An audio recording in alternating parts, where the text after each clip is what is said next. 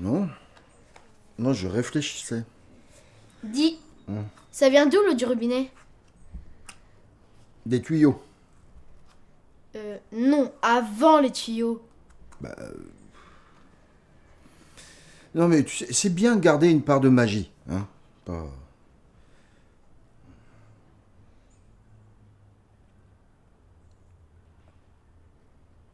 T'en sais rien, c'est ça? Il nous suffit de tourner un robinet pour obtenir une eau potable de qualité et en quantité. Mais, en Bretagne, d'où provient cette eau? Pour nous aider à répondre à cette question, nous rencontrons Franck Baraher, climatologue à Météo France. Dans notre région, toute l'eau vient du ciel. Alors, les précipitations en Bretagne sont très diverses, on le voit sur cette carte. Entre le bassin de Rennes, où on reçoit 650 mm de pluie par an, et les monts d'Arrée, dans le Finistère, où on reçoit 1400-1500 mm de pluie, c'est du simple au double. Donc on a vraiment des terres en Bretagne qui sont très arrosées, et d'autres qui le sont beaucoup moins. Au-delà de cette variabilité spatiale, on a aussi beaucoup de différences d'un jour sur l'autre, ou d'un mois sur l'autre, voire d'une année sur l'autre. On peut avoir des longues périodes de sécheresse, et puis également de longues périodes très arrosées. D'où la difficulté de bien prendre en compte la ressource en eau en Bretagne. La pluie est donc essentielle pour obtenir de l'eau potable en Bretagne. Mais que devient l'eau une fois que la pluie est tombée? Toute l'eau qui tombe du ciel en Bretagne ne rentre pas dans le sol.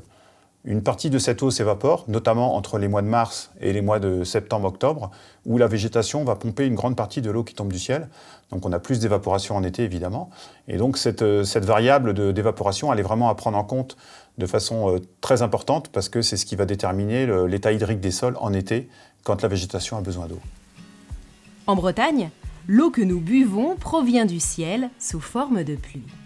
Mais que devient cette eau une fois en contact avec le sol? Flora Lucassou, hydrogéologue, va pouvoir nous apporter des éléments de réponse.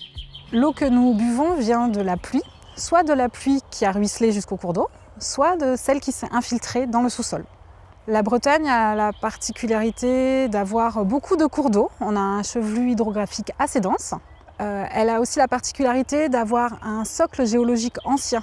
Le sous-sol de la Bretagne est constitué de roches dures anciennes, comme des granites et des schistes. On ne trouve pas de grands aquifères en Bretagne. Par contre, on a de l'eau souterraine partout, dans le sous-sol, en plus ou moins grande quantité. On n'a pas de lac ou de rivière souterraine. L'eau souterraine, elle va être stockée dans les 100 premiers mètres du sol. Sur les 10 à 20 premiers mètres, elle est stockée dans la partie altérée des roches, qui va fonctionner un petit peu comme une éponge. Et plus en profondeur, l'eau souterraine va circuler dans les fissures et les fractures de la roche jusqu'au cours d'eau. La Bretagne a un profil de péninsule, c'est-à-dire qu'il n'y a pas d'échange avec les autres régions, ou très peu d'échange avec les autres régions. On n'a pas d'apport d'eau depuis l'extérieur de la région. L'eau de pluie, une fois sur le sol, ruisselle et s'infiltre dans le sous-sol. Pour comprendre le lien entre les eaux souterraines, les cours d'eau et, finalement, l'eau que nous consommons, nous partons à la rencontre de Pauline Rousseau-Guetin, hydrogéologue à l'École des hautes études en santé publique. La Bretagne possède de nombreuses rivières. C'est majoritairement l'eau de ces rivières qui est utilisée en Bretagne pour produire de l'eau potable. Le milieu souterrain est un grand réservoir qui se remplit grâce aux pluies et qui se vidange par les sources et les rivières. Et également les prélèvements humains, comme les prélèvements pour l'eau potable ou encore les prélèvements agricoles. L'eau des rivières provient pour un tiers des eaux souterraines, pour un tiers des pluies et du ruissellement et pour un tiers des affluents. Ce sont majoritairement ces eaux de rivière qui sont utilisées pour la production de l'eau potable consommée par les Bretons.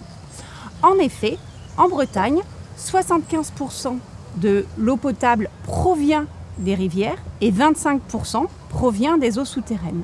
C'est inversé par rapport au niveau national où 36% de l'eau potable provient des rivières et 64% provient des eaux souterraines. Cette ressource est très vulnérable. En effet, une pollution peut impacter l'eau utilisée pour produire de l'eau potable et également des déficits en pluie peuvent limiter les prélèvements faits pour produire de l'eau potable. Bah voilà, la magie c'est la pluie. Sans elle, on n'aurait pas d'eau dans nos robinets. 75% de notre eau potable vient des rivières. Mais attends, l'été, quand il n'y a plus dans les rivières, on fait comment?